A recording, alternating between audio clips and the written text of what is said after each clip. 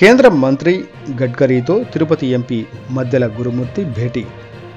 తిరుపతి జిల్లాలో పలు అభివృద్ధి కార్యక్రమాలు వేగవంతం చేయాలని వినతి. నేడు ఢిల్లీలో తిరుపతి ఎంపీ మద్దుల గురుమూర్తి కేంద్ర రోడ్డు రవాణా శాఖ మంత్రులు నితిన్ గడ్కరీతో భేటీ అయ్యారు. ఈ సందర్భంగా మొదటగా చెన్నై నుండి అరక్కోణం, పుత్తూరు మీదుగా రహదారి విస్తరణ గురించి విన్నవించిన వెంటనే స్పందించి మంజూరు చేసేందుకు ఆయనకు ధన్యవాదాలు తెలిపారు. అలాగే గత కొద్ది రోజులుగా పెండింగ్లో ఉన్న Tirupati intra model bus station పనులను మొదలుపెట్టే విధంగా ఆదేశాలు జారీ చేయాలని కోరారు. నాయుడుపేట సమీపంలో విన్నమల గ్రామం మీదుగా 4 లైన్ల జాతీయ రహదారి 5 వెళుతుందని, ప్రస్తుతం ఇది 6 లైన్ల జాతీయ రహదారిగా అభివృద్ధి చేయబోతున్నారని,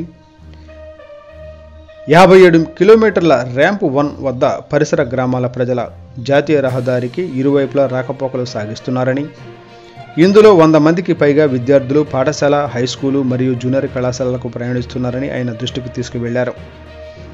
గ్రామ సచివాలయం, ఆరోగ్య క్లినిక్, రేషన్ దుకాణం, దేవాలయాలు, ప్రైవేట్ కంపెనీలు వంటి వివిధ గమ్యస్థానాలకు చేరుకోవడానికి జాతీయ రహదారిని సుమారు 2000 మంది ప్రతి నిత్యం దాటుతున్నారని, ప్రతి సంవత్సరం అనేక మంది విద్యార్థులు మరియు గ్రామస్తులు రోడ్డు ప్రమాదాలలో తమ ప్రాణాలను కోల్పోతున్నారని, మరియు రహదారిపై ప్రమాదాలు కారణంగా గాయపడ్డ వారు కూడా గణనీయంగా ఉన్నారని కేంద్ర మంత్రి దృష్టికి తీసుకువెళ్లారు.